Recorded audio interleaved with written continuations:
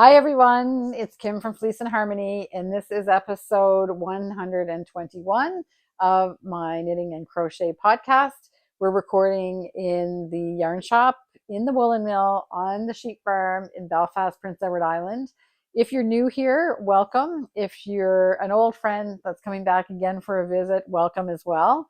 For all of those that are new, because we've actually got quite a few new viewers lately in the last few episodes, so I am going to just give you a little bit of rundown of what we do. Obviously, we have a woolen mill. We make yarn here using fibers that are almost exclusively sourced from Prince Edward Island. And we hand dye all of the skeins. We spin everything in the natural color of the fleece and then hand dye using greener shade dyes on our yarn that we make here. And we're also a Rowan flagship store. So those are the two types of yarn that I carry: the stuff that we make here, and we are a Rowan flagship store as well. Also, we put chapters on the bottom. If you're watching on a computer or on your phone or on an iPad or that kind of thing, you can see the chapters on the bottom. So if you're into a topic that you're not interested in and you want to skip around, you can find whatever it is that you're looking for in the chapters. We'll do a couple of different segments. As always, we are going to start with what's happening on the farm. Then we will go into, I'm going to do a little shop update. I just want to talk about a couple of things that are happening in the shop. Then I will sit with Simone, who works here with us, and Simone and I will talk about her projects, and we'll talk about a project that I'm doing that kind of relates to what she's doing. Then we will have a second segment of knitting conversation with Betsy, who works here and does the dyeing of the yarn. And then finally, we'll do a Fibre Festival update, because the Prince Edward Island Fibre Festival is happening October 5th to the 7th, 2023. So at the end of every episode, I do a little bit of a feature about what's happening at the Fibre Festival. And finally, at the very end of the podcast, if you stick with us till the very end, you will find the harmony part. And the harmony part is usually 2 to 3 or 4 minutes of some kind of peaceful scene, usually of around the farm, with some music just to relax a little bit and feel peaceful and at ease at the end. So that's called the harmony part, and it's at the very end.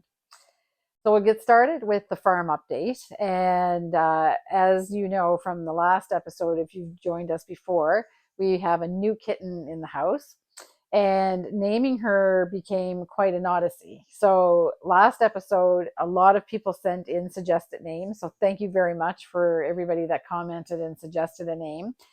I don't remember ever having this much trouble really picking a name that suited an animal, but it was really hard. We tried them on for a day or two, so there were some really nice ones. Betsy and I talk about it a little bit later as well, but we had lots of really good suggestions for names, and we were trying it on with the kitten for a couple days, and we're like, no, just doesn't seem to suit her. So what we settled on is, one of you, I forget who it was that wrote, made a mention that when they saw the picture of the kitten, that her eyebrows made the shape of an M. And once you've seen that, you can't unsee it. So it had to be something to do with M, but we tried everything. We tried Macy, we tried a couple other names that started with M, and we decided that we just like M. So we're calling her M, and it's going to be spelled EMM, and M with 2 M's, and we call her that, but it can stand for any number of things like monster or monkey. She's very, very energetic and loves to climb up on our legs. And anyway, we're having lots of fun with her. She's very spirited, and we are really having a lot of fun as new kitten parents. We haven't had, as I said in the last episode, we haven't had a young animal that in the house for quite a long time, because we were usually having rescues as pets. So this is the first time in probably about 15 years that we've had a young baby animal in the house. So we're having fun with them. And everything else is, the grass is actually really starting to grow, although it's been really kind of cold, unseasonably cold here. So the sun is shining. It was raining for a week and a half, 2 weeks ago, but now the sun is finally out. But the temperature is still pretty cold. So the grass doesn't really shoot up until we have some nice warm sunny days. But all of our animals, our sheep are in one field and the horses are in another field, and they all have more than enough space to for the number of animals that are in there. So we have 35 sheep, and they have acres, like 10 or 11 acres that they can graze over. And we have two horses, and they have a field that's about 7 acres for the two of them. So the animals are eating the grass, so they are getting enough to eat. We do continue to supplement hay this time of year, just in case they chew down the grass and they need a little bit more easy access to some food. So we are continuing to feed them dry hay, but they're mostly eating grass right now. And we've decided that in the morning, sometimes one of the horses that we have, Purdy is her name, she's a little bit hard to catch sometimes. So we decided that we would try some kind of a sneaky training regime, and that is that we hook her up to the lead and we take her out to a section next to the pasture where there's just this luscious grass growing, and we let her eat out there in the morning. So now she's actually coming to get caught. So our trick was working. Miles one day decided that no, he didn't want to go out because he has to get his halter on to be able to go outside of the fence to eat the grass. And he was being very aloof, way over on the other end of the field. And when he realized what was happening, that I was getting out the lead and I was putting it on Purdy's halter, he came running over and he put his head right down to get his halter on.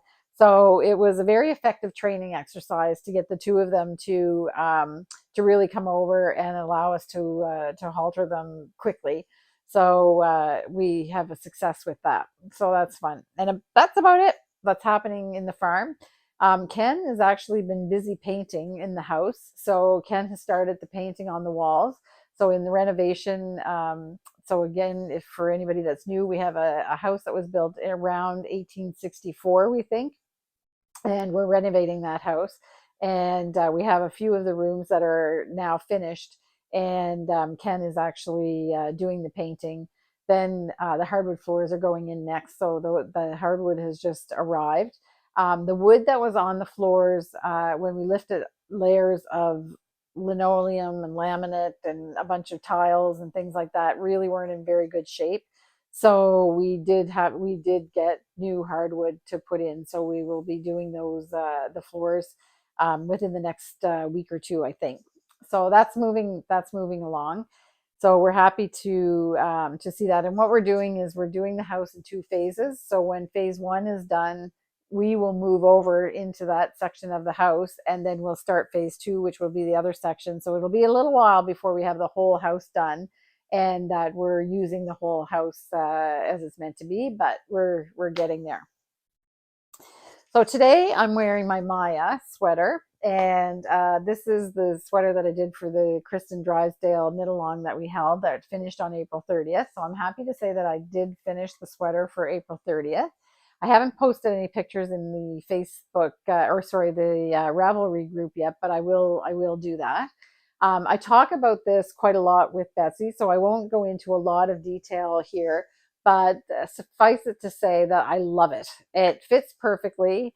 So for those that were worried, that I was worried a little bit, but I had washed and blocked my swatch, did all my measurements for my sweater, and I was hoping that it was all going to be okay, and it's absolutely perfectly fine. It's one of the most comfortable sweaters that I've made. I like the fit. There's a couple little things about it that we talk about within the Betsy section. If you want more details on some of the things that we talk about, like the sleeves and how I attach the sleeves and things like that, you can watch that in the Betsy segment. The colors that I knit this in are Aster and Lady Slipper, I believe. if I'm wrong, then I'll put it underneath. Sorry, it's not aster. Betsy and I were working on another project, so I had these purple colors all in my head. It's purple coneflower. So anybody that has had our Selkirk worsted yarn before, one of the most popular colors is called amethyst brooch, which is a very deep purple. And this is purple coneflower, which is the next step down from amethyst brooch. And the motif is done in a lighter color, and I'm pretty sure it's aster, but it might be lady slipper. But I will put the names underneath. It just escapes me now because we've been working with those that gradient with Betsy, so I can't really remember what it was. Anyway, it's finished and I love it, and it's one of the very first sweaters that I can say that I would actually consider knitting it again, but in a different color, because I really enjoyed the whole process. And any of the things that I would change, we talk about in the section with Betsy, so you can skip on over there. So I think I'll just do like a really quick shop update. As I said in the introduction, if you don't know about us, that we have our own yarns, which Selkirk Worsted is one of, but we're also a Rowan flagship store. And it just seems that this week there's a lot happening with felted tweed. So I wanted to talk about felted tweed in the shop update. So felted tweed is one of the most popular yarns. It's probably one of the best-selling yarns that there is, and it's made by Rowan, and it's just a lovely. They call it a DK, but I would say it's more like a fingering weight yarn. It knits up beautifully in sweaters, and there's 54 colors, which we carry all of the colors, and we stock sweater quantities of all of the colors. So if there's not a sweater quantity when you go to shop, it's just because we're between orders, but we do carry sweater quantities. And Rowan does do a lot of support with this yarn, and they're just about to start a knit along with Georgia Farrell. So Georgia Farrell is one of the designers that designs for Rowan, and it's the knit along is called the textured tile sweater, and it's knit from felted tweed. You can sign up for free and you'll get the pattern for free. You have to purchase the yarn, obviously. And there's every week there'll be, or every 2 weeks, there'll be a piece of the pattern that gets sent to you to work on. And then there's a Facebook group, and there's chats that are around this. So it's really a really great community building exercise, and you're going to have a great sweater at the end made from felted tweed. So there's two color selections that Georgia suggested. The first one is you can knit this sweater in 2 colors. She chose zinnia, which is this bright, nice orange, lovely orange, and aster, which is why I had aster, the name aster, in my head. So these 2 colors are the 2 color combination. And then she's done a combination of 6 colors. So the colors that she used for the 6 color, I hope I can remember all of them. There is zinnia, so same as in the 2 color one. There's ancient, which is like a bit of like an olivey green, but quite neutral. There is the name of this one, Eden, I believe. So that's called Eden, kind of a greenish blue. There is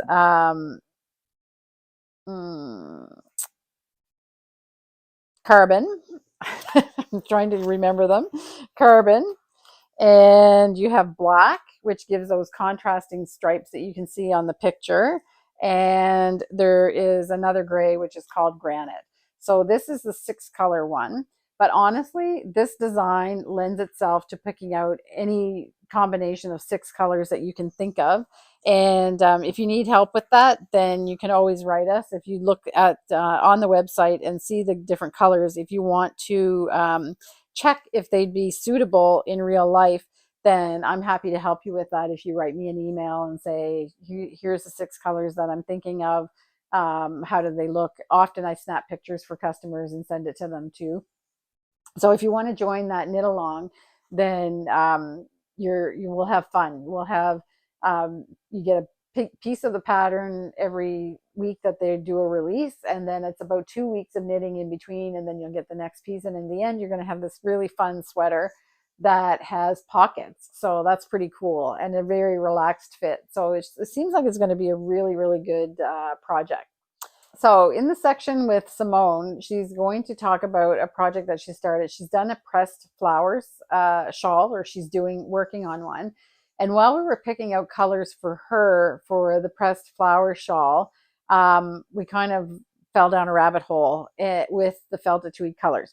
So the felted tweed colors is the exact same weight as the regular felted tweed, but this is one ball of the yarn knit up just in a tube, just to show what it looks like. So this one is Ripe. It's called Ripe. I think the color shade name is or number is 22, and you can see that it goes to this from like a fuchsia all the way down to kind of a rusty orange. And with that, we picked this color to go with, which is Frozen, number 185. And if you wanted to do a pressed flower project, this would be a really, really excellent choice. So you could use the Frozen as the background, and you can use the Ripe as the pressed flowers. Pressed flowers, I talk a lot about it with Simone, so you can go to that section if you're really interested in how the construction of that project goes. There is a whole selection of items. There's a cowl, there's a cardigan, there's a sweater, there's a shawl, and I think there's a hat as well. So if you want a small project or a big one, there's something there for you. So that's the first color that I chose. Then the second one this is another one of the felted tweed colors, and this one is number 26, which is Amethyst, and very similar to the color that Simone is knitting with. And the contrasting color that I'm suggesting is Stones, and that gives you like a kind of a muted background to have these pops. You can just picture those pressed flowers just popping out of that project with that. And the third one that I picked is this one is color number, I have to check this one because there's two that are kind of similar. Frost, and it's color number, don't have my glasses on, I think it's 23. Let me get my glasses to make sure. I don't want to tell you the wrong one. Frost, number 25, sorry. And it goes from a light mauve to a blue. And then I chose this winter blue, number 803, to go with it. And I think this would also make a great combination. But there's literally hundreds of different combinations you could use. So you can check those things out in the shop. So it's felted tweed color with felted tweed as the contrast. Okay, so that's all that I wanted to talk about in the shop update. We do have, we're continuing to carry the assigned pooling yarn. I talk about assigned pooling that I'm doing in the Floral Bouquet shawl, striped shawl. We do that with Simone as well because we kind of kept a flower theme in her section.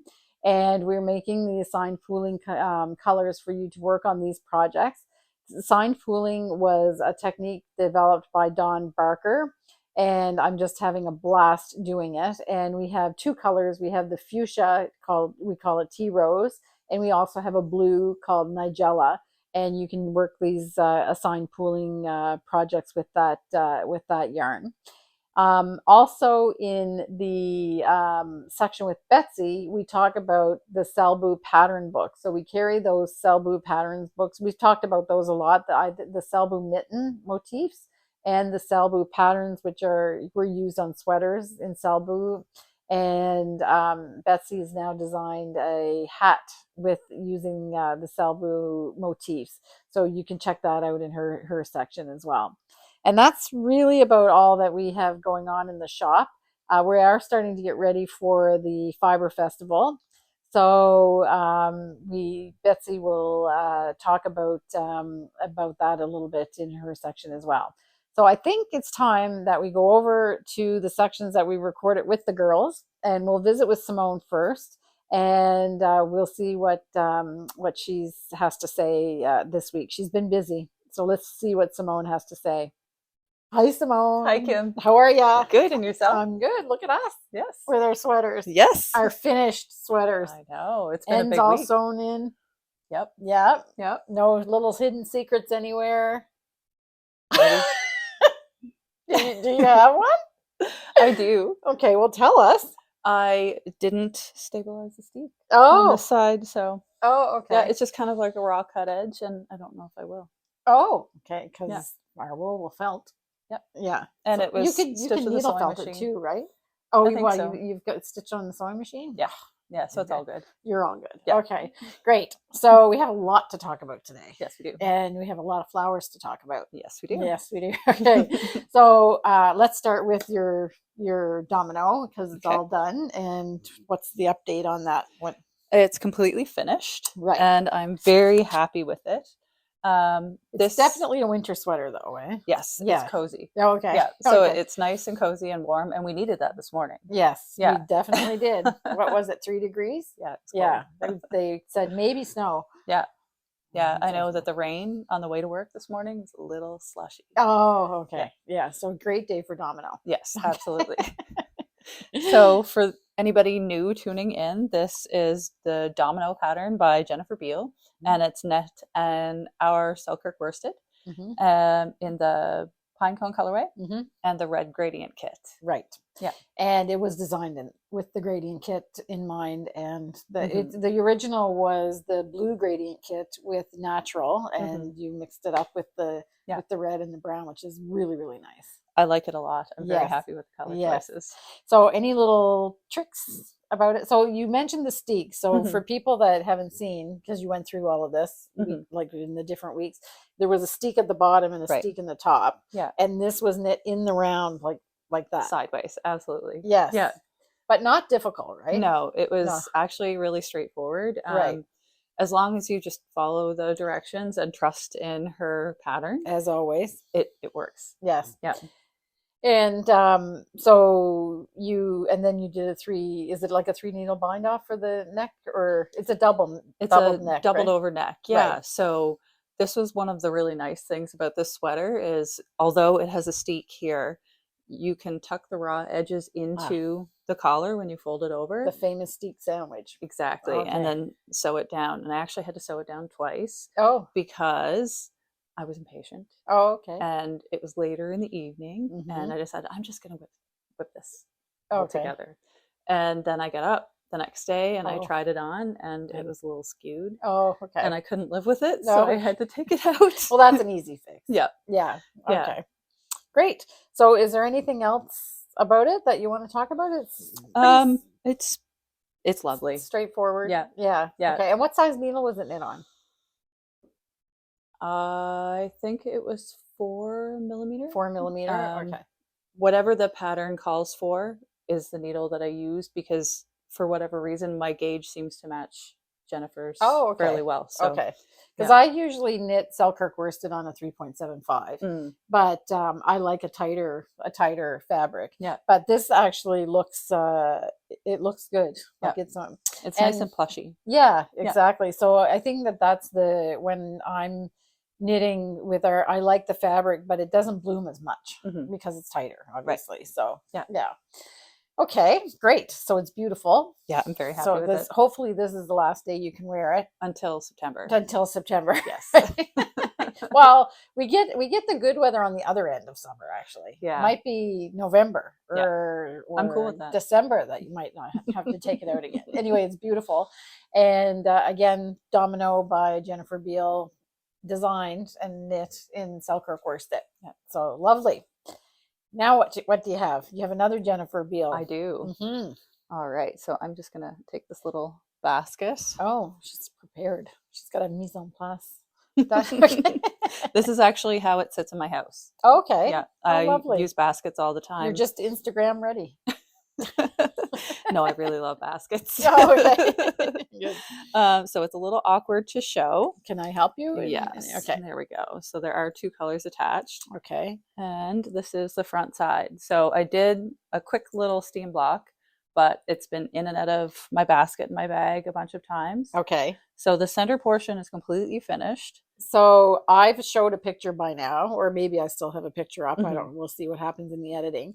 So this is the center portion, Right. but it gets considerably bigger It when you does. block it because it looks huge in the picture. Yeah. So okay. Yeah, and once you wet block it, that's when the magic really happens with lace. Yeah. Yeah. Yes, and So especially with our yarns as yeah. well. It's okay.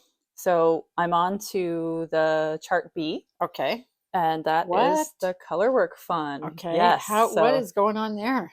this is why there is no purling in color work Okay. for this project. So Okay. you knit across and then you pick up stitches on the back, and all the color work is knit in the round. Okay, so I'm not sure if people are going to be able to see this, but it's almost like, so you've got two sides Yeah. of color work. So you're doing in the round, but all on the same stitches? I have 2 separate needle sets, Okay. and I knit across on one needle set and I knit across on the other needle set. She recommends that you use 2 instead Okay. of trying to mess with the magic loop, because you would need a really long circular for that. Okay.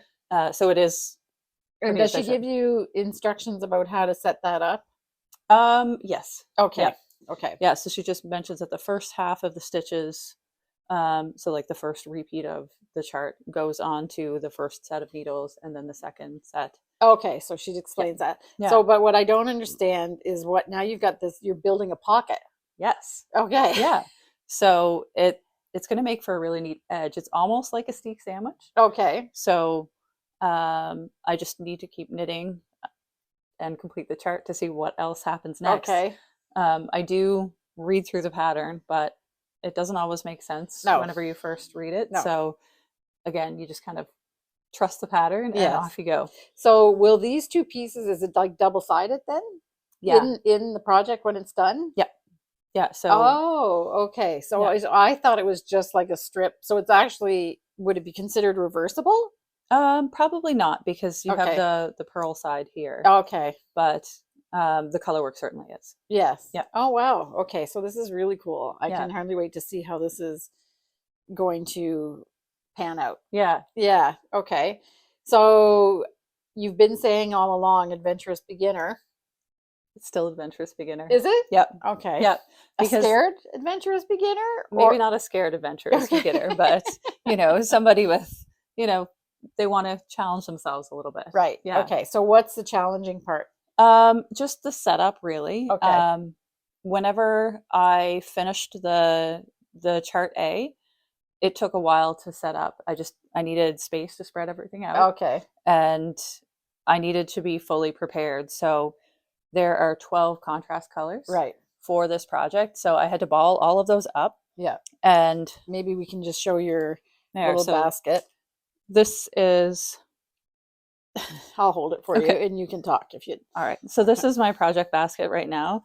And what I have going on here is each one of these yarn cakes is labeled with a little tag. I just cut up the tag that was on the yarn. Right. And I have the contrast color number as well as the name. Okay. So that I can keep everything straight, because there are a lot of colors. Mm-hmm.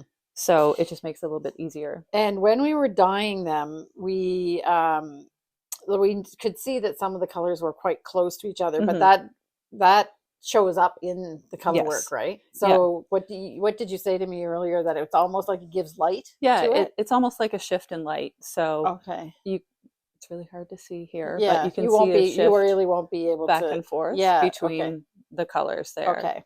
Yeah. Because we were working from a picture, so we didn't really know like how we made a few adjustments, because some of them really came out quite close. Yeah. But then in the end, we were satisfied that we had something Mm-hmm. that would kind of be a facsimile of what the original colors were.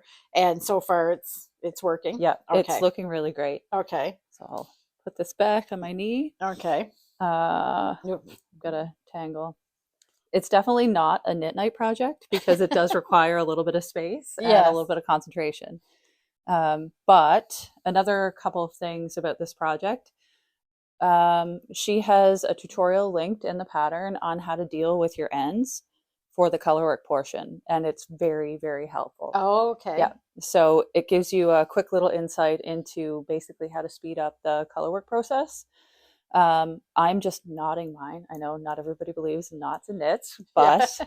I'm knotting mine on this end. So whenever I finish with colors, I knot them with the beginning of the Okay. colors and let them hang out here, because she has a video and you gather your little bunches Okay. of yarn and then you feed it through the back of your stitches. Oh, Yeah. okay. So that's her way of dealing with the ends, because there are quite a few. Yeah. And Without having to sew and split, like go in through exactly. the. Oh, okay. Yeah. All right. And you don't have to weave as you go either. And because this is double, you're just going to put them inside there and hide them. Right. You're going to make an end sandwich. Yes. Okay. Yeah. Oh, so great. it's really genius. Okay. Yeah. Great. People are going to be relieved to hear that. Yeah. Yeah. A couple other things that are really helpful. I've been using these little Cocoa Knits split ring stitch markers, Right, for marking the center stitch. And that is actually really important, because you want to know where to increase and decrease, or increase in this case. Yeah, okay. So you increase on either side, and it just helps keep everything straight if you move it up as you go. Okay. And I just find these to be really efficient. Mm-hmm. And another trick that I've been using so that I don't accidentally take the same needle and keep going. Yes. That's what I tried. I tried to go circular with, Stitch stoppers. Okay. So on the needles that I'm not using, Mm-hmm. I stick the stitch stoppers on them. So I know that if I run into a stitch stopper, that's not the right needle. Oh, okay. Yeah. Okay. So it just helps keep things a little bit more. So you don't lose where you are. Yeah. Okay. Yeah, all right. Exactly. And you said in the last podcast, and you mentioned it again today when we were talking about what we were going to talk about, is that you cross off the lines of the pattern. You print the pattern and then cross off the lines as you go. Yeah. That would also be helpful if it's fairly complex. Yeah. So then what I'm understanding is that it is not the knitting that's hard. It's you just need to be a little bit organized. Exactly. It's not you don't want to be, you want to be taking time and space when you can concentrate on it, but it's not that it's difficult or that you can't understand the instructions or anything like that. It's just that it's not, and you're not at knit night. Exactly. Yeah, it's not a knit night project. It's not a knit night project. Okay. But great. Yeah, it's great because you just print out, if you do multiples of a chart, you print out multiples of that chart. Oh, okay. And you cross the lines that's out. what you meant when you were talking earlier. Yeah. Okay. And also on the side where it has the contrast color number and the symbol, what I do is I write in the name of the yarn. So that's why I have both the contrast color number and the name on the little tag, and then I put it on the chart. So it's just quick reference. Okay. It makes it a lot easier. So then you're not wasting time either. You're a very efficient knitter. Yeah. So all of these things also make you more efficient when you're doing this project. Yeah. That's great. Okay. So I'm very happy with it so far. The sock yarn, it feels really nice. It does. Yeah, it's very, very soft and lovely. So when that's blocked out, it's going to be I'm very excited to block it. Yeah. Yeah. I'm looking forward to that. So so then you're going to have these bands that in the end they stay double. Okay. So they're going to be double. So it's going to be quite interesting then, the texture. So you're going to have that structure, which kind of makes sense, but there's a lot of that in the project because it goes all the way around those arms and stuff as well, right? It does. It goes all the way around the center portion of the shawl, and then there are also bands on the wings. Right. So it'll be really interesting to see how it all goes. Cool. It's really good. And I hope that the people, we sold quite a few of the kits. We still have more kits if you want to join Simone, and you can catch up or go back and look at past episodes and see what she's saying, because she's giving tips on every step of the way. I've been purposely going slow too. Have you? I don't rush through it and get it done too fast. Yeah, she might have a couple other projects that she's doing to slow you down, to slow her. Okay, good. All right, so that's generous of you to be able to share that with us, and because she's a fast knitter, so we really appreciate it. Okay, all right. So that's Rioux. That is, or however you pronounce it. I hope. Yeah, funny, Jennifer hasn't sent us an email. Say Yes, with a voice clip. Yeah, with a voice clip. And the genesis of the name and where it came from and the history and all that. I love it. It's great. Yeah. She's very, very, very knowledgeable about everything. Yes. Almost. Yeah. Okay. So next you're gonna show pressed flowers. Okay. Okay. I think, is that what we're doing next? What did we say? Domino, tips and tricks. We did pressed flowers. Pressed flowers. Well, see, sometimes We're even on just ball. writing the agenda makes it go smoother. Yeah. Okay. So is this a secret? No. Okay. No. Because I know it's going to be a gift though, right? It is. Okay. My niece is getting married, and I wanted to knit her a beautiful shawl for her wedding, because she's the kind of person that would really appreciate it. Oh, okay. And she's very knit worthy. All right. And her theme for her wedding is wildflowers. So okay, cool. I figured this was the perfect, addition. Right. Because it's something new and something blue. Right. So okay. it's so now pressed see. flowers, I see this popping up all the time, but I Mhm. honestly, I didn't really get what it was about, or it wasn't something that I would necessarily be interested in knitting, but the more I dug into it last week, because you had started this last week, the more interested I became, because there's a whole series of sweaters and hats and a hat and a cowl. Yeah. And the shawl was the first Yes. thing, part of it, and then it created a whole franchise. Yeah, Pressed exactly. flower. And I couldn't understand why they called it pressed flowers, but you explained today what the texture is. So if you've seen this all over Instagram and Ravelry, we're going to reveal the reason why it's called pressed flowers. Yes. Yeah. Okay. And I really should have put it on different needles, because it's kind of hard to see how beautiful this is.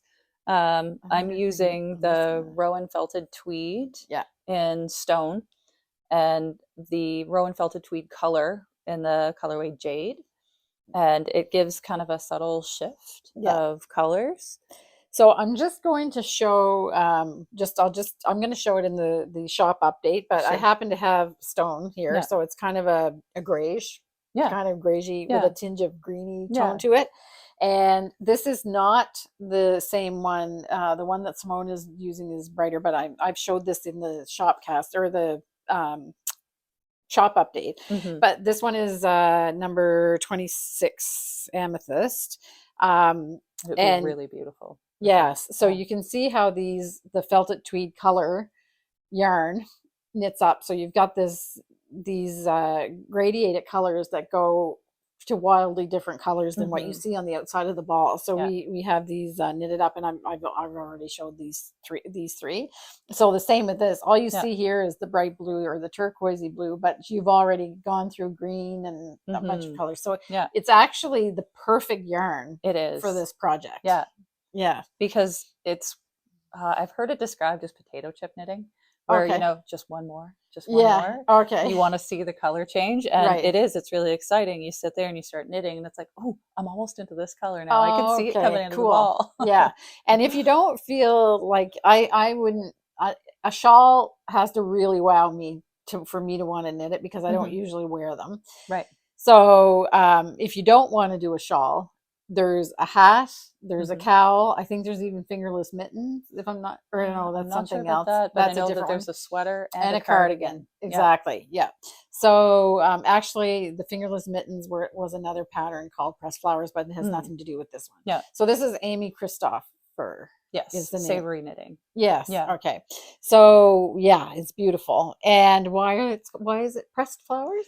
Because it is mosaic knitting. But for the flowers, you knit in stockinette. So they look like they're pressed. Like, I don't know if you did this when you were a kid, but you would press flowers in books. Yeah. So it kind of gives that kind of texture. Yeah. So what ends up happening is the background of the shawl has like almost like a waffle. Yes, leaf. almost like a waffle knit. So it has texture, but the flowers are flat. Yeah. Pressed flowers. Ooh, okay. She's smart, that Amy. Okay. Very, very good. Which you really don't get in any of the pictures, because I looked at all the pictures on Ravelry, and you really don't understand that that's what's happening, but it is really cool. Yeah. Up close, it's so the color of the flower peeks out among the waffle stitch of the thing. So it's really nice. Yeah. It'll be hard to get a decent picture, but we'll try. Yeah, yeah. Okay, beautiful. I think this is probably shows up pretty well. Yeah. Yeah. Okay, the producer is saying yes. Okay, excellent. So this is going to go pretty fast too, I think. Yes, Yeah. very Okay. fast. I did have some user error issues. Oh, Whenever okay. I started after 9 o'clock at night, Yeah. which is like a big And no-no you were in my up at book. nine after I 9 o'clock know, at night. up past my bedtime. Yeah.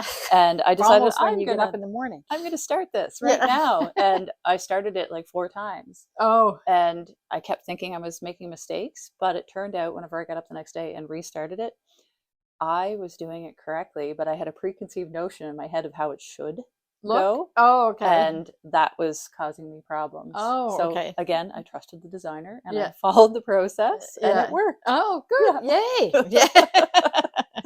I should mention saying that because I forgot to mention is that I got a notification that the Rioux had an errata. There was something to do with the increases in this. I think it's in the second chart. Yep. And Jennifer has already posted. So if you bought the pattern, you got the same email that I would have gotten. So you know that already. But if you're starting it, make sure that you're downloading the most recent version of the pattern. And you may not even notice because it's like just little letters underneath a certain column. Oh, okay. That's the only difference. Oh, okay. That's it. Yeah. Okay. Because the written instructions are still correct. So if you've read through the written instructions, which I always recommend, you know exactly what to do, and you probably won't even notice that those 3 little. Oh, okay. So that's why there wasn't a big hue and cry, because some people wouldn't have even understood that there was anything wrong. Okay. Right. All right. Great. Well, that's good to know. Yeah. All right. Excellent. Perfect. So, so I've already showed some things that in the shop update to do with this, because once it was also potato chip yarn picking, because once you started picking out your colors, then we really got into like, oh, wow, what would go with this one and what would go with that one. So yeah, we came up with some. It was a lot of fun. Good. Yeah. Good. Okay, and now I'm going to show my flowers because we're staying on the theme of flowers. So I'm doing the Floral Bouquet striped shawl. Way to hold those. Yeah, that's probably safer. And this is for those that may not have maybe haven't followed us in the last 2 episodes. This is called assigned pooling knitting. And we made colors that are good for assigned pooling. So this is the Floral Bouquet Striped Shawl by Studio Mitsiko. I always want to say Suko, but it's Siko. And it's 2 colors. So the flowers that you see are actually baked in to the process and the yarn. So we made this variegated yarn in a specific way so that you're knitting along on the natural or the white, and then you hit the color part, and then you do a cluster stitch, and then that gathers up the color and makes these impressionistic little rosettes. I love it. It is so interesting. It is so fun. It's definitely knit night approved too. Absolutely knit night approved. And what you do is there's really good instructions about how you do the cluster, but the yarn doesn't come out exactly like you don't make your stitches exactly the same size every time, and that so it's very organic the way that it develops. And sometimes I'm fooling around, like the way the yarn is made, you have a length of green, a length of fuchsia, and then a length of green, and you do clusters for each of those colors. So you do a cluster on green, a cluster on fuchsia, and a cluster on green, and then you have the traditional, well, I'm calling the traditional cluster.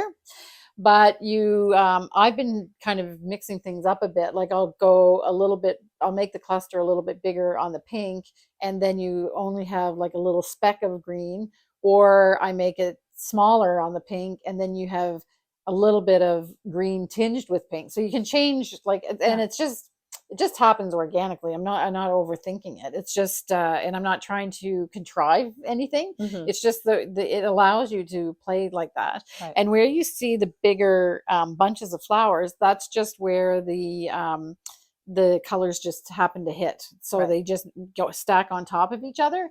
But even if they're on top of each other, it still gives an effect. Yeah. It's really, really fast. So, because everybody knows I'm a notoriously slow knitter. and I'm just kind of spinning. It's definitely TV watching knitting, and it's very easy to read as well. So the only time you really have to pay attention is you do have to do clusters on the wrong side and the right side, and the technique is just slightly different for whatever side you're on. So you just need to be a little bit cognizant of that. But honestly, if you got it backwards, I don't think you'd even be able to notice it. And it would be easy to tell the front side from the back side because of the yes, it's not a problem to know where the front and the back side is of the shawl. It's the cluster itself. Oh, okay. They look slightly different, but not really noticeably different. Okay. So I think I mentioned this in the last podcast as well, is that you do have purl bumps on top of some of them. I scrutinized the picture from the pattern in Ravelry, and she does have some that are like that. You can get rid of that if you're really anal and want to really like get rid of it, and do just purl over that cluster, because it's garter stitch. So if you purl in the right place, you can get rid of it. But then you have a little flat piece of stockinette that's on the top, so which is different, but not necessarily better either. Pick your poison. It kind of you do it. So what I decided to do was do both. Yeah. So I feel like, well, I'm just going to purl this one. I let the purl bump show in the next one, and I just kind of mix it up. So because I actually haven't decided which one I like better. So now I'm on the second ball of yarn for all of it.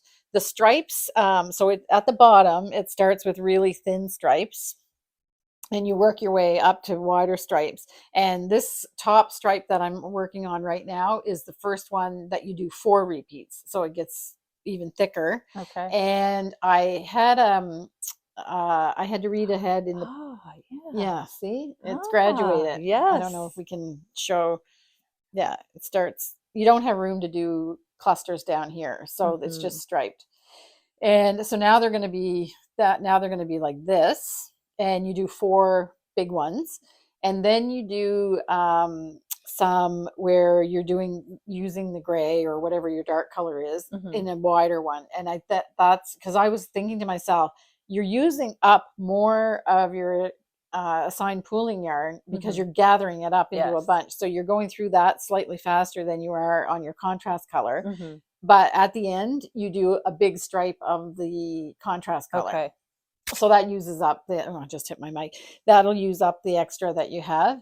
And then you have, you're going to put on a beautiful lace edging that you've already seen in the picture. So with just a white or the natural color yarn. I'm loving this project more and more all the time. Yeah, it's really again, it's another one where you want to keep seeing what. It does wear off a little bit when you first start. You're really like, where's the rose going to go? And then, but so it wears off a bit, but it just goes so fast that I think it's almost like I'm playing little games with myself. Oh, what am I going to make? How that? Anyway, it's not. Stripes always, and when I'm knitting stripes, I'm happy. Yeah, because it goes fast. It's like you have it's built-in progress keeper. Exactly. So I really like it. So, and this is a bigger needle size than I would normally use for Selkirk worsted. So it's got that really amazing. Yeah, it's really squishy. So that's that. And I-cord edging? Well, you knit it like that. Yeah. So you do slip the last 3 stitches on one row on the right side, and then when you turn it over, you knit them like an I-cord. I've never done that before. I-cord. It's one of my favorite techniques. Yeah, ever. I took it out a couple times because I thought I was doing it wrong. You have to have 2 or 3 rows before you really see it develop. So it's like magic. Yeah, it is. It is magic because it doesn't look like that when you finish that row. Yeah, it looks like a mess. Yeah, pearl bumps and anyway, it's great. Okay, so that's so then we're all into the flowers. Yes, we are. Yeah. Okay. Oh. Lovely. And what else were we going to talk about? Is there anything else? Oh, yes. And who else loves flowers? Honeybees. Yes. So we were keeping you in suspense by doing the bees last. Okay. So last episode, Simone introduced her well, did you have a name for it? You I just called didn't it have the a bee name. hat. Yeah, Okay, so now it's called Sweet as Honey. Sweet as Honey. And you didn't bring the original one. No, So I I didn't. have showed a picture, or I am showing a picture, but now you've done another colorway. I have. Mm-hmm. So this is the second playtime with color in this pattern. And it is, I don't know if you recognize this. Using up the scraps of your domino? Yes. So it's pine cone and it's paired up with plover. Yeah. Just for a more high contrast option. Yeah. Because I know that sometimes people have a little bit of trouble picking colors, especially with, bee themed projects. Yeah. I didn't want to go the straight on Black bright and yellow and yeah. black, Yeah. but if that's your thing, that's cool too. Yeah. But I wanted to do a couple of different takes with it. So I have written up the pattern. Yay. Yep. And by the time you see this, it will be available on Ravelry. Yes. Yeah. And it was overwhelming the amount of people that really want a bee hat. So yes. that makes me very happy. Yes. And now it's a perfect no mo may. Exactly. Perfect. Yeah. And you made this on your making belt? I did. Yes. So we didn't really talk about it, but people want to see the making belt again. Mm-hmm. So the next episode we'll have to do that. So this was Simone's practice project, one of her practice projects to mm-hmm. learn how to knit with a making belt. Yeah. And it's what a good result, and another fantastic pom-pom. Yes. Hints on pom-poms in the last episode. If you want to check out Simone's section there. We love a good pom-pom. Yes, we definitely do. And you're offering a discount. Yes. Yes. So 20% discount to podcast viewers mm-hmm. From the time this airs until June 9th with the coupon code SWEETNESS. So the word sweetness, all in lowercase letters. Yeah. And it will be available on Ravelry with the discount. I will have it on Etsy as well, but I don't know how to work the discounts there. So no discount if you go on Etsy. Okay. No. Oh, that's too bad. Yeah. Go to Ravelry. Yeah. And Simone, you can find her by her name, but it's Sand and Sky Creations if you're looking for her. Yeah. And now I think you had 50 patterns, so now you've got 51. Yeah. Or have something you put like more? That. Have you done any other ones? I don't New think ones? so. I don't think so. Okay. Anyway, there's lots. There's lots of patterns there, and they're all as delightful as Thank you. Yeah, sweet as honey. Okay, so I think is that it? I think that's Let's just check the list to see. Mm-hmm. Discount code is the last thing with a period. Yep. So I think that's it. Perfect. Okay. Thanks, Simone. Thanks, Kim. See you in 2 weeks. Bye. Well, I'll actually see you later tomorrow. Tomorrow. Okay. Bye. Bye. Okay, so that's a lot. Lots of good information there. Again, the Rioux kit that she is doing, the Jennifer Beal pattern, that's being knit in the Point Prim stock yarn. Those kits were dyed especially for that project. The original yarn was part of an advent calendar and it wasn't made by us, but we put together the kits because we just loved that shawl and Simone wanted to knit it. So we were doing the colors anyway. So we made kits for that. So if you're interested in knitting that shawl, Simone will be going slowly on it so that she can talk about it every 2 weeks on the podcast. And we have, like I said, we have a kit that you just get the yarns that you need to make it. You just saw the assigned pooling project that I did as well. So you see how that yarn knits up, and it's, I think it's pretty gorgeous. And, pressed flowers is excellent as well. So that's a lot of great, projects there. So next up, we will go over and talk with, Betsy because she's finished her Cordelia, cardigan, and, I'm wearing it. Sorry, in this section. So let's go over and check out that section. Hi, Betsy. Hi, Kim. Look what I'm wearing. I know. It fits you perfectly. I know. It fits me perfectly. Well, we have a lot to talk about. Yes, we do. We have a ton of stuff to talk about. And what I'm going to say first, because I'm going to talk about Maja. Yes. You're going to talk about the Lady Cordelia. And we are not being hypercritical of our knitting. No. But we are always discussing how to do things better or what we've learned when we've done a project. Yes. So we love our projects that we did.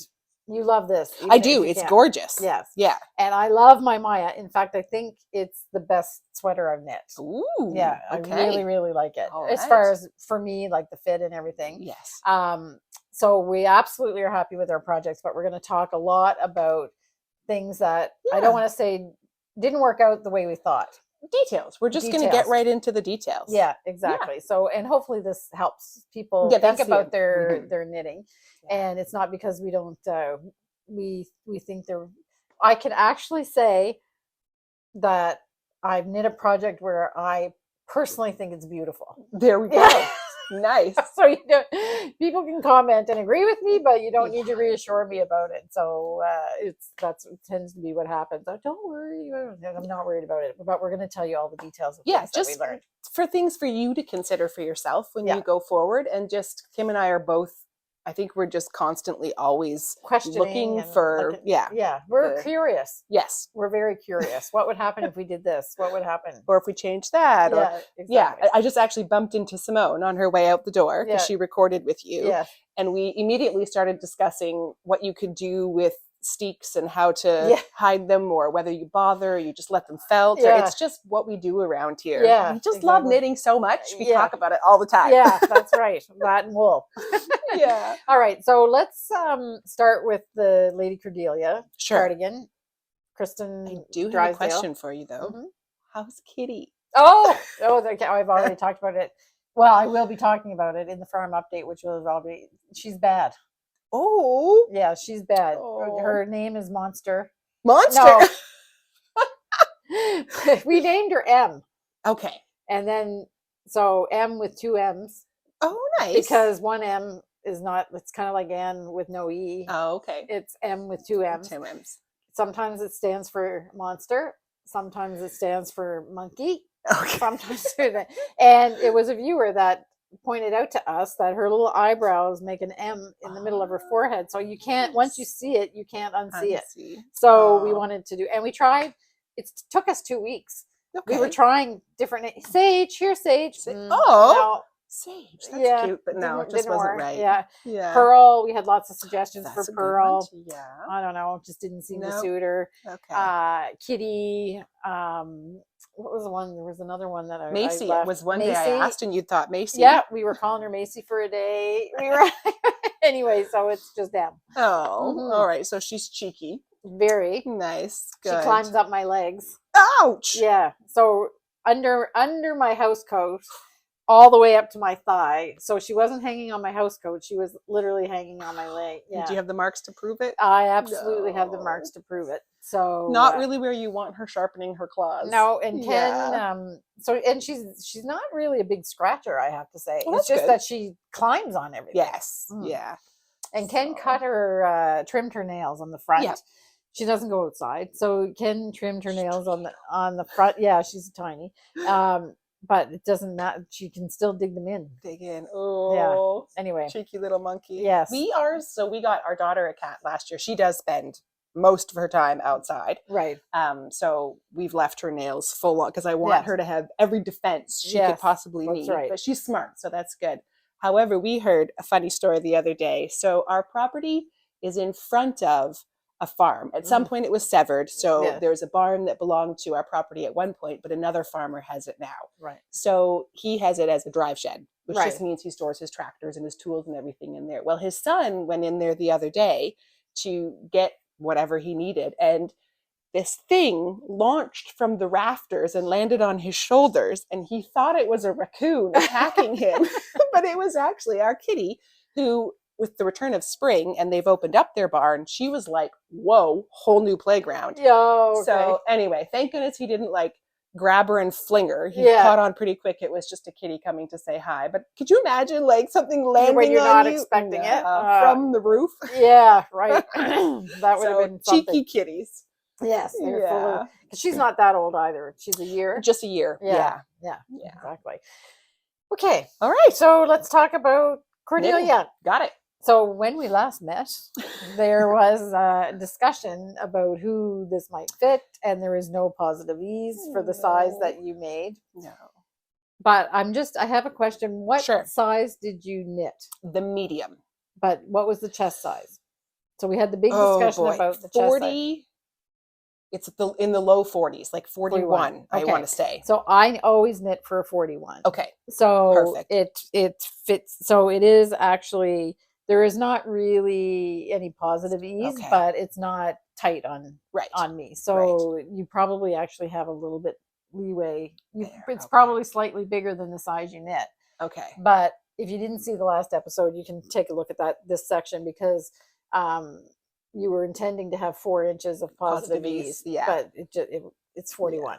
And so just to clarify, torso wise, I can get it on and it would be fine. Right. Where it's actually much too small for myself and the person I was intending, I'm just going to tell her so can stop saying that. Yeah. But, is the shoulders. Right. It's in this area here. Right. On me, that's really straining. Right. So then it pulls everything tighter. Back. Right. Yeah. Right. Which the person's the same size as me. So yeah. So anyway. It fits me perfectly. It does. Yeah. It really does. And it fits your daughter. It does, but it's but not her jam, really. She said to me, not really my colors, Mom. It's too dark. Yeah. She's more of a, what is she? She loves our autumn birch. She wears a lot of that in her clothing, and she's pinks and yeah. So, but there's all kinds of things that we learned. Yes, there is about this. So go ahead. Yeah. So first off, I didn't know anything about button placement. So Kristen does tell you to put the buttons on before you actually do the opposite side with the buttonholes. Oh, okay. Well, I didn't have the buttons yet, and I was just anxious to keep going, so I didn't do that. Okay. So maybe if I had laid it on the table with the buttons there and thought more about it, I would have realized. And then when I talked to you the next day, you also made the recommendation. So especially for a woman's bust, to place the first button kind of directly where it's most likely to gape, and then space from like top and bottom, and then space the other ones from there. So I didn't do that. Yes. Yeah. I have a black t-shirt on underneath this, so you can't really see this. Yeah. And I would say that this fits me pretty perfectly. Yes. But there's no getting around the fact that when I take a breath, it's going to open up. It opens up a bit. Yeah. So Betsy and I were discussing, and I said, well, I always put the first button there. Yeah. And then I judge, and sometimes I actually did it. I pulled out my paisley again, because I'm actually going to finish all of the stuff. Details. So for those that, we have a lot of new viewers over the last couple weeks. Fantastic. So welcome. Some of you may be just seeing this for the first time. I still have 2 buttons to put on. It's gorgeous. But I actually am blocking it today. It's still damp. But when I did, I put this button on first. And then so right where the bust is, and then I spaced the rest of them. But and I wanted one at the top, and I wanted one at the bottom, and they're all not exactly the same, but they're close enough. They're close enough. My eye is not seeing it. No. Where on my Cordelia, I could see it. If it was as simple as moving the buttons, I would go ahead and do that. But the problem is the buttonholes. You can't just move them. No. But are your buttonholes all spaced the same distance apart? Arguably, no, not. I thought they were. Oh, okay. But it's tricky too, because you actually create the button band unattached from the sweater. So I was trying my best to know exactly where they would stitch up. But by the time I mattress stitched it together, I think that shifted a little bit. Okay. Yeah. Okay. And that could just be, I've never done a button band before. Right. So. And I have to say that the technique that Kristen gives you for the buttonholes are excellent, because they're very neat. And sometimes buttonholes are not neat. Okay. Yeah. So it's a good method for doing them. It's just the spacing is a little bit tricky. Yeah. There's nothing wrong with the method. Yeah. So it's fairly straightforward, I would say too. Yeah. So then for this one, in this case, this button would be just down slightly, an inch or so. And then you might have to change it might be the top one might have a little bit more space between the very top one and the next one. Okay. But normally people don't notice that. It's more important to have it right in the middle. And I'm just wondering, looking at it, if I should have just been willing to have more buttons. Like more than I actually may have needed, but just to balance and space everything. Like looking at your paisley, there's quite a few buttons on there. Yes. But then it looks cleaner and neater. Yeah. Yeah. So Yeah, because I could almost have added one there and then one here, and then you would have solved and it would have been okay. Yeah. Yeah. Yeah. But the paisley is much more of a formal looking thing, True. and this is more casual. Yeah. So I think that just shifting down a little bit. But like I said, it's not. Nobody is going to say, it's gaping. No. It's like I'm really at the. It fits me. It's Yeah. comfortable, but it couldn't be. I wouldn't get away with it if it was any smaller. Yeah. So Yeah. that's kind of where the sizing is for me. Yeah. We just discovered as well something about the sleeves. We weren't going to talk about it. We Right. didn't know that this until I put it on. So I talk about this with my Maja, and I'll talk about it in more detail when because this is Kristen Drysdale. My Maja's Kristen Dry. I'm going to move to that. The sleeves are perfectly comfortable, but they're really close. Yeah. Yeah. Yeah. Well, we were discussing, because I was asking you, do you know what your sleeve depth is? Yes. And you said ideally 8.5 inches. Right. And this I know is cut to an 8-inch depth. Right. So if you're aiming, so it's just a little bit shorter than what your ideal. Could you have done it longer? What would have happened is, so the sleeves are already knit. Right. So I measured the top of the sleeve and cut to that depth. Okay. The steek.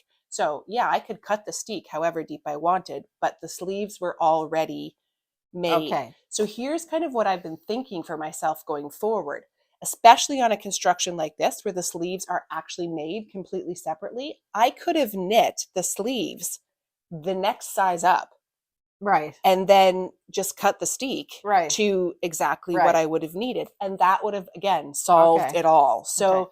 kind of the idea of doing some, I don't know, Frankenstein knitting. Yes. Taking pieces of different sizes and putting them together Mhm. to get my ideal tailored fit. Right.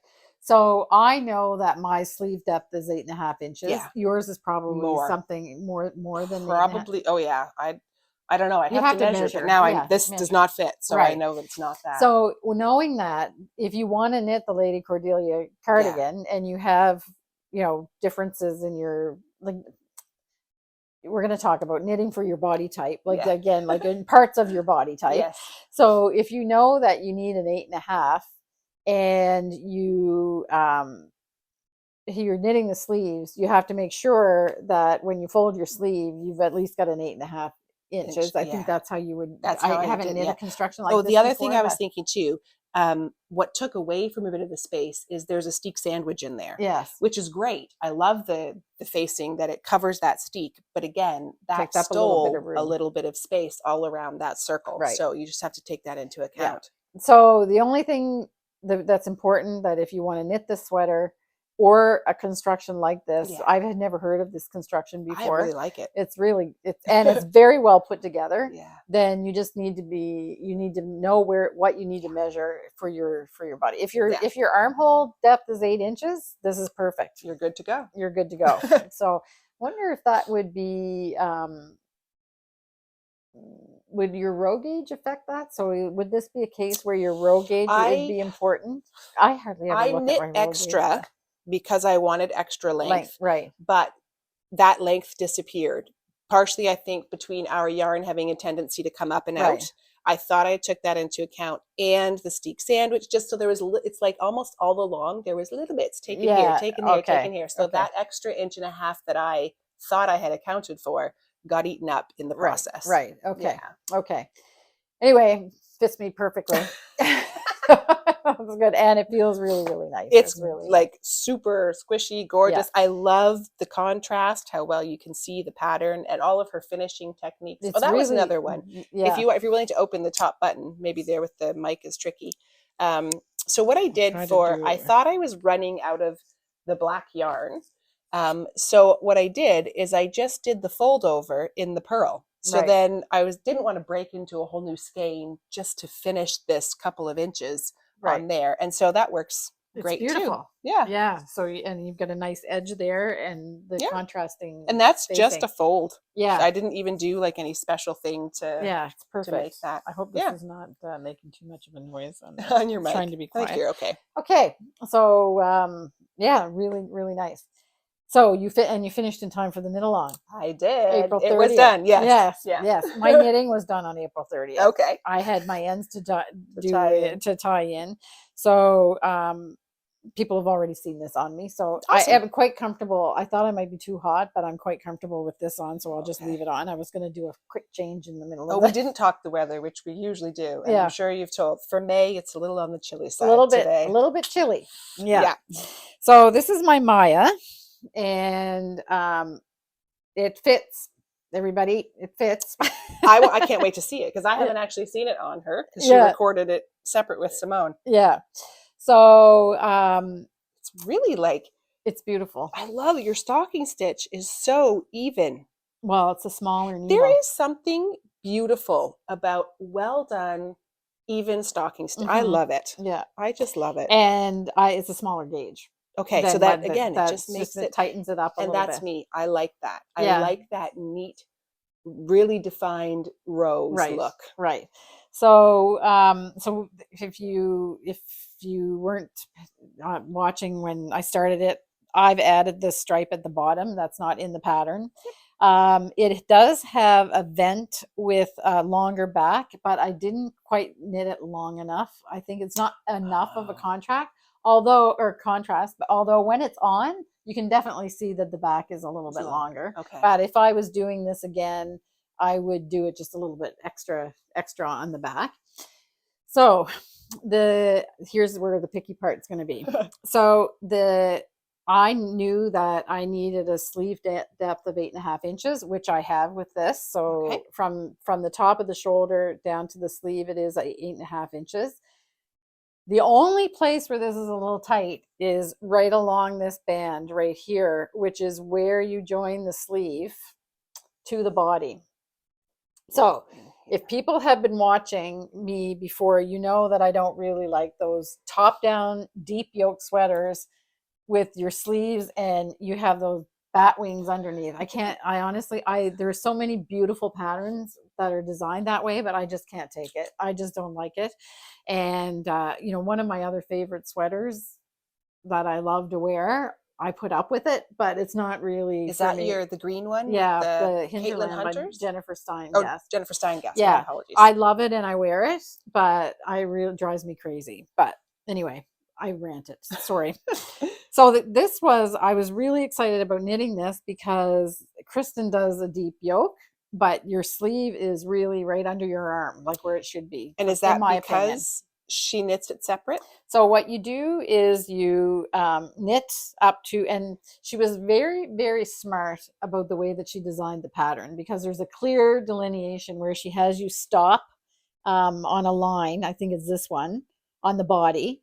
Then you knit the sleeves and you knit up from the bottom up and you stop on that same line. And so it's really, really easy to match. And I talked about, I don't know if it was the last episode or the episode before that I was saying, and then you join the sleeves on and then you knit the yoke in the round. Yes. The rest of the yoke in the round. When you attach the sleeves, incorporate the sleeves into the body, it's really tight. So just my natural knitting is the same. What is tight? Your stitches? I think it's because the sleeves are they're also knit in the round. Putting the needle in the stitch is tight? So it's knit in the round, the sleeve, and you do 3 or 4 rows of color work or whatever, and then you're joining onto the yoke. And you bind off like the 10 stitches underneath or whatever it is to make where the armhole is that you sew up afterwards. But the sleeve is round and you have to get on top of the sleeve and join it onto the body. So you're knitting, it stays round until you get up far enough where everything loosens up. So when you're knitting it, it's almost like you're trying to make something that's round flat. Okay. It's hard to explain. All right. But it's tight. And I spoke to Janet, who works here as well, and because she's also knit this, and she's a very accomplished knitter. she told me that she found the same thing. Same Although thing, hers okay. wasn't hers, she had more positive ease in her, so she wasn't worried that her sweater wasn't going to fit. But she told me she felt the same way when she's knitting it. And I remember When she makes it. overhearing your discussion about making sure she was getting where she started correct, like Yeah. where she joined. So That the was pattern would actually be... for a wilderness knit. Oh, That was another my sweater. apologies, Yeah. different sweater. Yeah.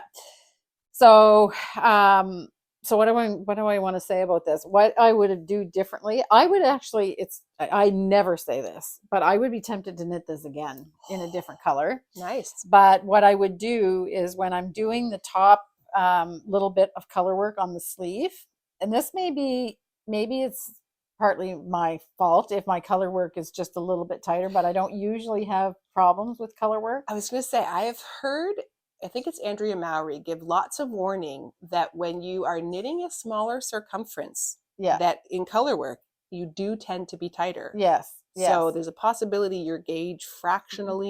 Yes. Yeah. And if I, well, actually you can see it. I don't know if you can see it but you can see where it kind of goes in just a little bit.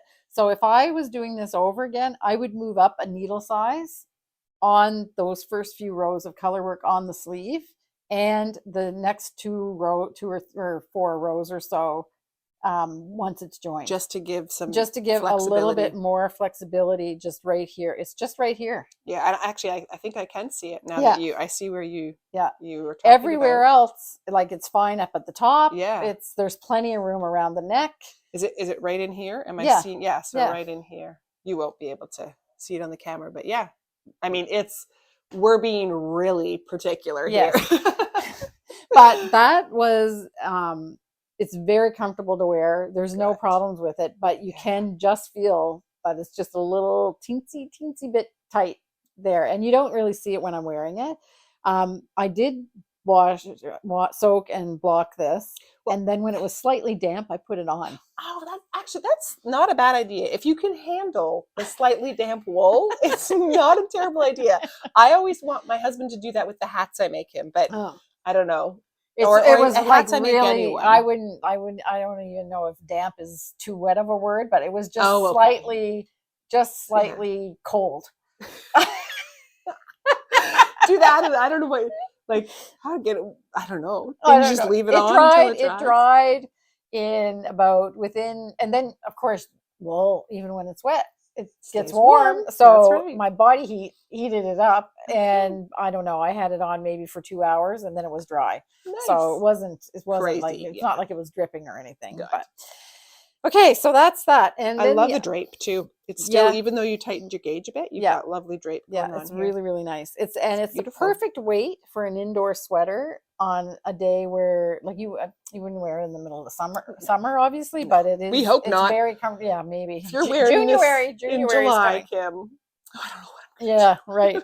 The only other thing, little teensy weensy other thing, and I don't know, I don't have a solution, so I hate to complain about anything if I don't have a solution at the ready, but it could just do with a couple short rows somewhere. Oh, like in the back of the neck to just raise it a little. Okay. So it is because the neckline in the front and the back are in exactly the same spot. It is open enough that it doesn't give you that choking feeling like you've had, like what you were getting. I often get that. Yeah. And so it doesn't do that, but it would just a smidge. You can feel the breeze on your neck just a little bit. Okay. If it just tilt it just a little bit, but there's I don't see where you could do it. Well, I was just looking at it and thinking, I think I have a sweater, a bear sweater by Max Sear, and I think he didn't tell me to, but I think I just added some right before I started my ribbing. Oh, okay. So yes, you would have some additional solid purple back here. Yeah. So if you'd have to be okay with having just a little bit of my hair would cover it. Oh, that's true. But it's right, like you have the last row of color work, and then the next row is you're starting the ribbing. Well, back here you'd have a little fractional bit of. I would just leave a solid purple. Yeah. And then I would make sure that I connected. Well, you would, because that's how short rows work. You would come back and connect to your color work. Yeah. I don't know. So if I do it again, I can work on might that. try it, and that would be really like at the very last step. And I did get mine finished in time as well. Yes. So that was good news. So I love it. Good. Good. So that's that. So Maja. Yeah. And That's our Lady knitting. Cordelia. And Lady Cordelia. And then now you've done some designing. I've been having Betsy, who said she wouldn't design. Yeah. So Simone's Winter Light Cowl, you can find it on her Sand and Sky Creations, uses these colors and a motif that's similar to this for a cowl. And it's gorgeous and I love it. So I had this skein of, it's Scotch on the Rocks. I had some leftover crow wing because I was wrong about running out of the crow wing. Yeah. So I just had dropped it in my Karina bag instead of my Cordelia bag. Oh, okay. So the next day I found it after I'd already used the pearl. Right. Anyway, so I used that to do the contrast part, and then a little bit of autumn birch in there too. Beautiful. Yeah. So the variegated in the center is the Scotch on the Rocks, crowing, and then autumn birch. And autumn birch is kind of in the Scotch on the Rocks as well. Okay. And the pat motif came out of the Selbu book. Selbu patterns. Yeah. Okay. So what I love about those books is, and I was chatting with Simone to kind of confirm this, the idea of public domain charts. Right. Because I don't want to so I'm not committing to writing a pattern, people, because I've never actually written one before. So it's not like Simone, who's don't write. Yeah, who's like, so do enough people want it, I'll write the pattern. I have to learn how to properly write a pattern. However, if I were to decide, I want to know that I'm not stealing or using a chart that somebody created and has copyrighted. But out of those books, they're public domain charts. So you can put them in your items and not be worried about that. Yeah. Right. We had a big discussion about that. We did. We chatted quite extensively about it. Yeah. So those are really old motifs. Yeah. So the books are copyrights, but it's on the actual text and the format of the book. So not the patterns. And this pattern's not in there, just the motif chart. Sorry, the chart for the motif. Yeah. So you can and that's like for all dictionary. That's what they're for. Yeah. Just for you to choose different. Yeah. Because I was saying too, what are the chances that someone is creating a brand new stitch that isn't pattern that isn't out there? Yeah. I mean, maybe. I'm not saying it's impossible, but it's rare. It's rare. Yeah. These days, there's so many new. Maybe the assigned pooling one is one. Maybe. But I don't know, or the technique or Don't whatever. know. Yeah. But it's not. They're few and far between at this point. If people have been knitting for so long. So the Great Fun with a Hat started Friday evening, done Sunday evening, and did life in between there. And now you have to knit one for everybody. Now everyone in the family wants one. But that's okay, because I said this summer I was doing smaller projects so I can get some good finishes. Right. And winter rolls around. Everyone needs hats and mitts, but then I want to knit sweaters. Right. So going to get it done in the summer. Yeah. And it won't be super hot on my lap either. No, that's right. Yeah. Great. Okay, so I actually have to take this sweater off now. Pause. Holy. We're back. Yes. So I just got really hot under that Cordelia, and now I looked around because I actually didn't think that I could put my Maja back on. So now I've got my Cornwallis on, which is cool cotton. I mean, the Cordelia is worsted, essentially double weight, because the whole thing is color work. It should be warm. Buttoned right to the top. Yeah. So I was doing okay, but then all of a sudden I was like, maybe been a little bit of a power surge as well. But anyway, so now luckily everything that I've knit is out here in the shop. So I just changed it. So Cornwallis by Martin Story in Summer Light DK cotton by Rowan. So wonderful. Another one of my favorites, actually. It's lovely too. Yes. and cool. Okay, where were we? Karina. We're headed into the Karina. Okay. So the Karina shawl I have been working on. Mosaic crochet. Yes, I chose to pick it up so I could learn mosaic crochet. It's been an adventure. Ultimately, what I've decided is, so it's supposed to have this motif another entire time with significant more purple. This almost doubled, I think, and then another section of the motif. Okay. I'm not going to do that. So my daughter likes it the size it is, which we're calling it a kerchief size by the time you wrap it around your neck. And she is happy with it and loves the colors. I'm wishing, or if I were to start it again, I would choose a heavier weight yarn so that there is very little space going on in the motif, so that you can't see the holes. It's looking actually really good in here under this lighting. Yes. I can see it really well. Yes, you can. That's really hilarious because at home I could not. So but didn't you tighten up the gauge? I did. So this is done on a size 10 hook. This was done, or you know what, I don't remember these numbers, and anyone who may have just watched the episode will remember. It's a significant difference in hook size between the color work and the solid. Okay. To try to tighten up some of that. But it's still, at home, I can still see through it too much. And it wasn't showing you up. can really see I know. It well here. Maybe because I'm out in the more of a daylight and we have the lighting. Anyway, regardless, I'm wanting to move on to my next crochet mosaic project. I'm antsy. You've had enough. Yeah, I'm antsy to do another one I found. So I'm just going to give it a nice edging of some sort in the autumn birch. As you can tell, my daughter loves autumn birch. That is like her favorite color. Yeah. I'm going to add a trim onto it and then call it a day. Okay, so you've had enough of that. I've had enough. Yeah. It's a lot of single stitch crochet, which is great mindless crocheting, but I'm wanting to do the mosaic part, but I found a really cool pattern that I want to do that one instead. Okay, are you going to tell us about it? It's next time I will. Next time. Yeah. Okay. So this is quite heavy though. It's flock fingering, but I think just with crochet, you always have to take into account you're using up a lot more yarn than you are with knitting. So that yarn is in here. Like that weight is there. So and you would do it in a thicker yarn?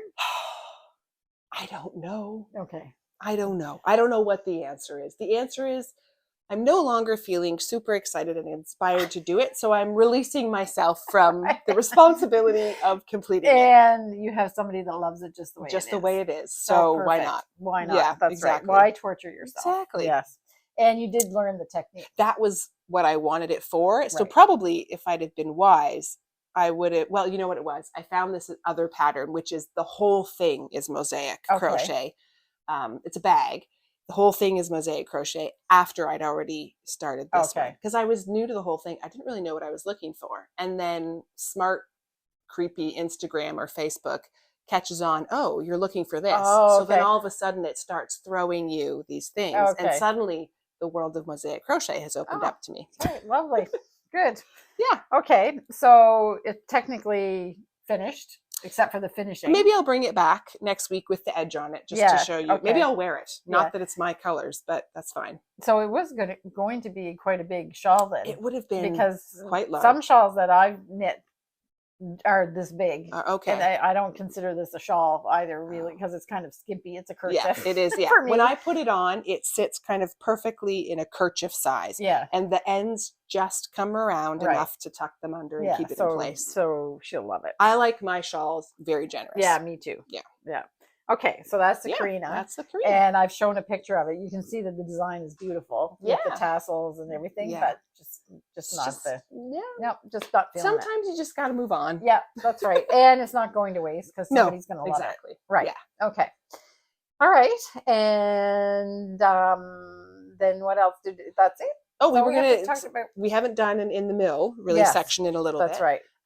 So I was just going to say, because I'm working on festival dyeing, which I'm very excited about. I know. So the enjoyment part of that is I love, as we've talked about before, checklists and systematic things and organizing and putting things in order. Mm-hmm. So now I can dye in a systematic way. So for example, today, I was working through the greens. Okay. So you start with the lightest green in the pot and then you move to the next darkest and the next, and then you don't have to scrub the whole pot in between. And when we sessions. say pot, we mean vat. It's a huge big vat. Yes. When I'm almost halfway down in it and I pretty much crawl inside. No, don't actually crawl inside to clean it. But it's big. Yes. It's pretty big. Yeah.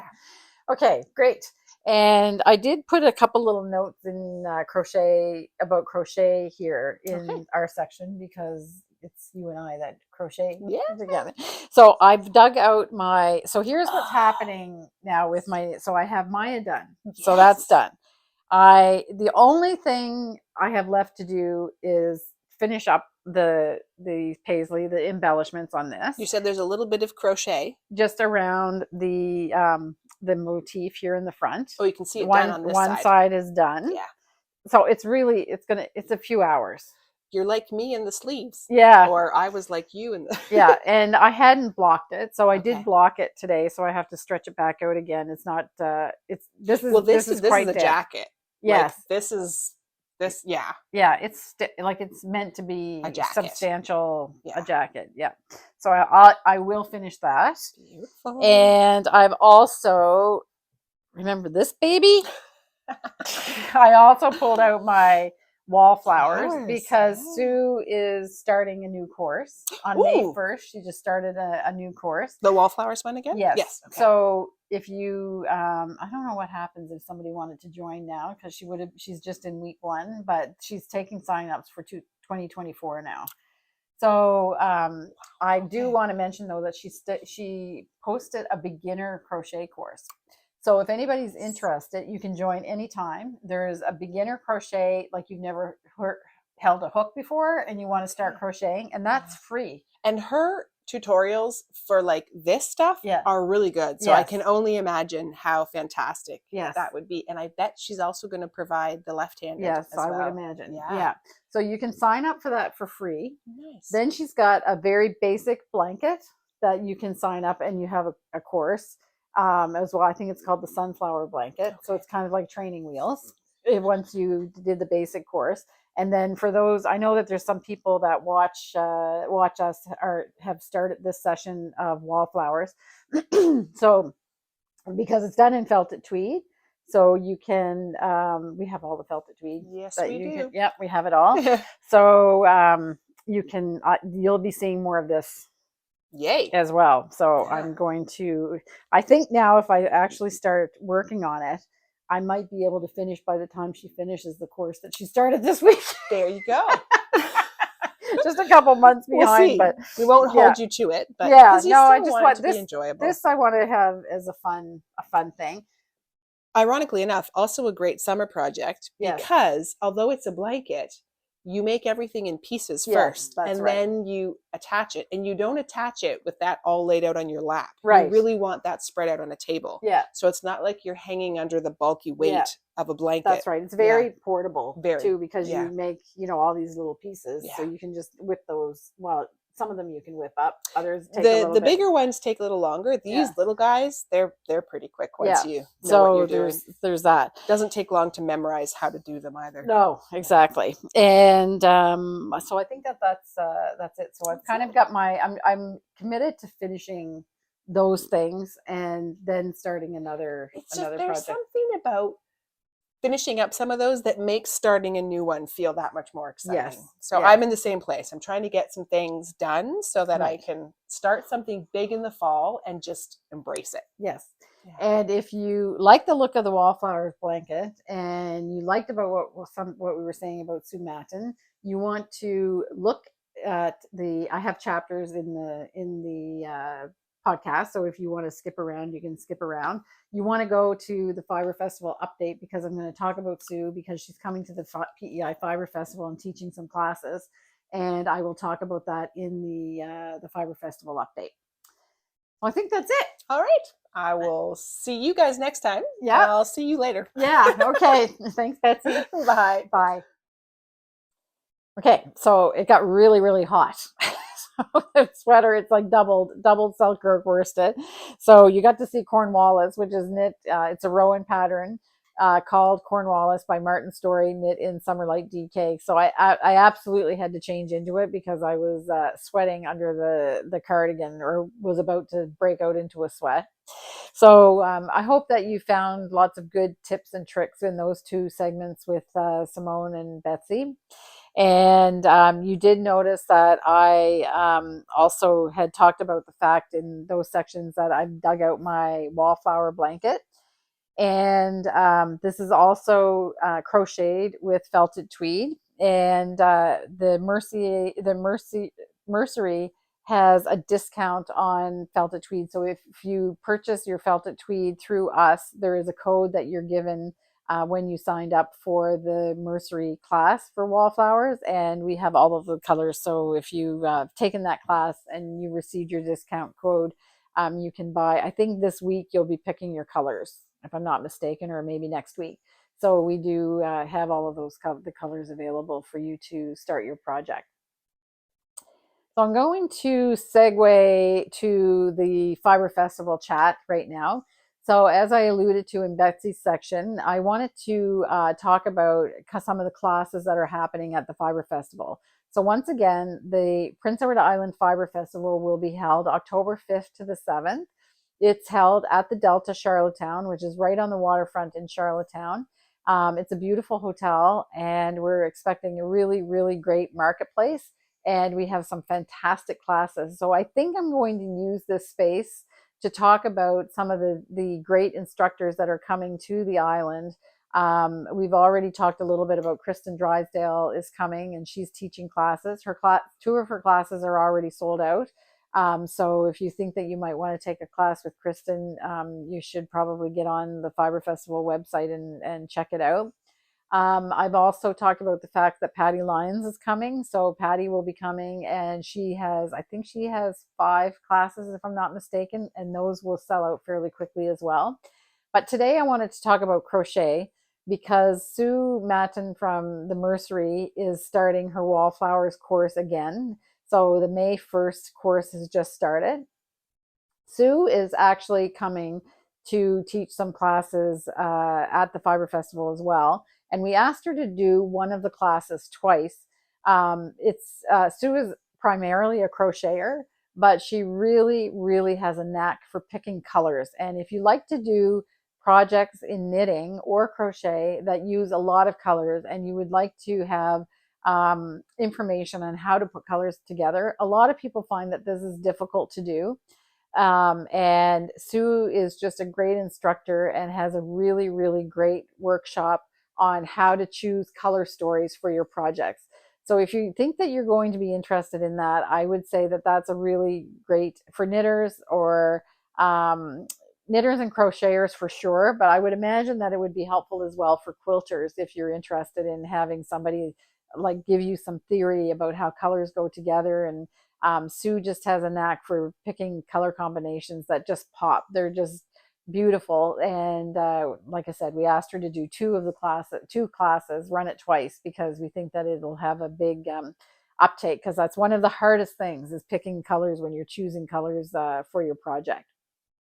So that would be really great. And she's also teaching another class as well. So you can see all of this on the Prince Edward Island Fibre Festival.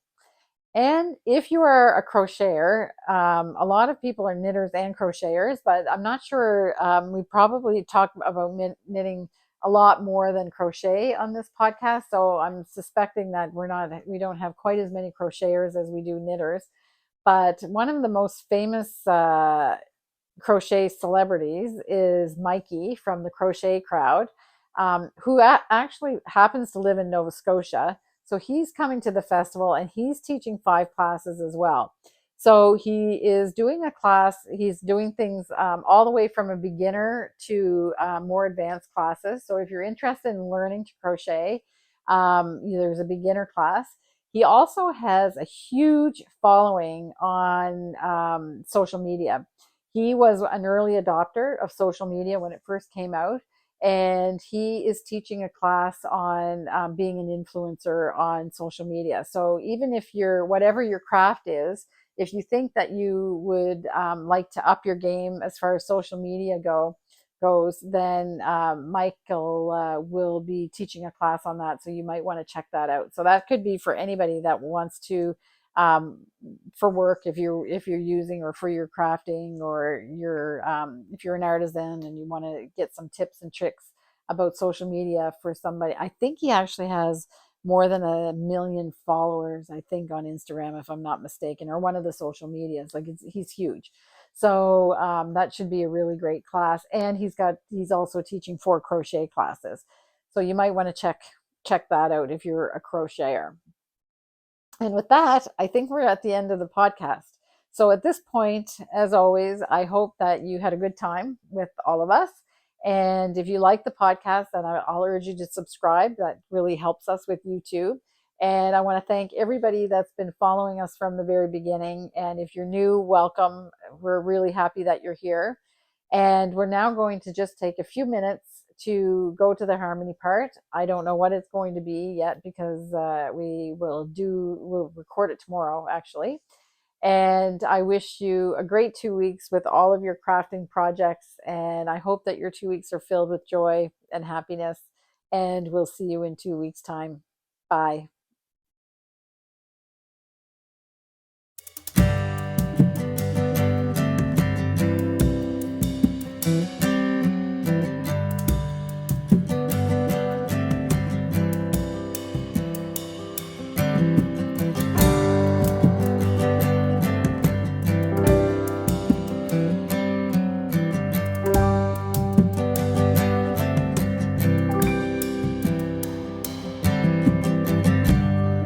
Wherever you pray, wherever you lay, I'll be there when you call me. Over rivers and roads, wherever you roam, I'll be there when you call me.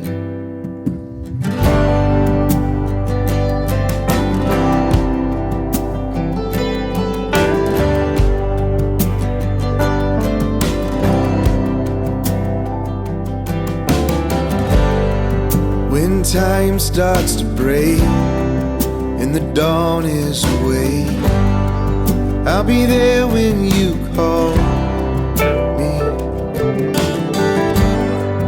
At the end of the day, when the world is away, I'll be there when you call me. So hum this tune and hold on tight. I'll be with you in the morning light. Close your eyes and listen. Close your eyes and listen. Oh, what a beautiful sound. Close your eyes and listen to the sound.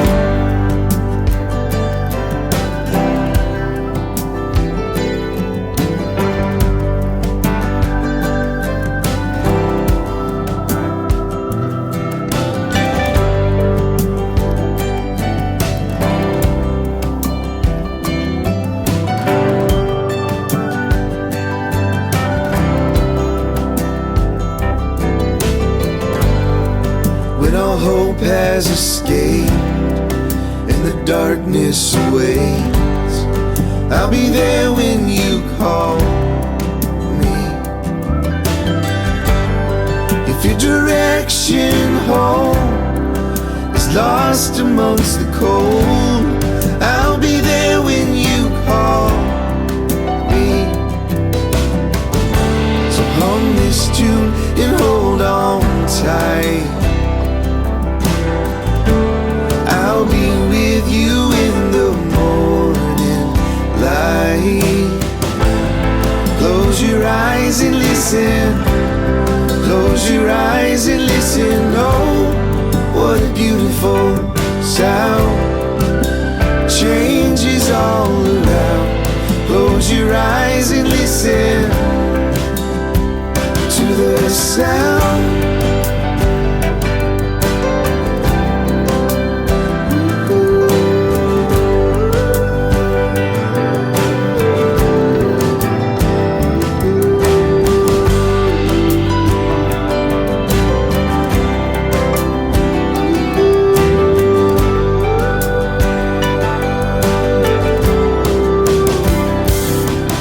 Show you all the beauty. I will fight for you.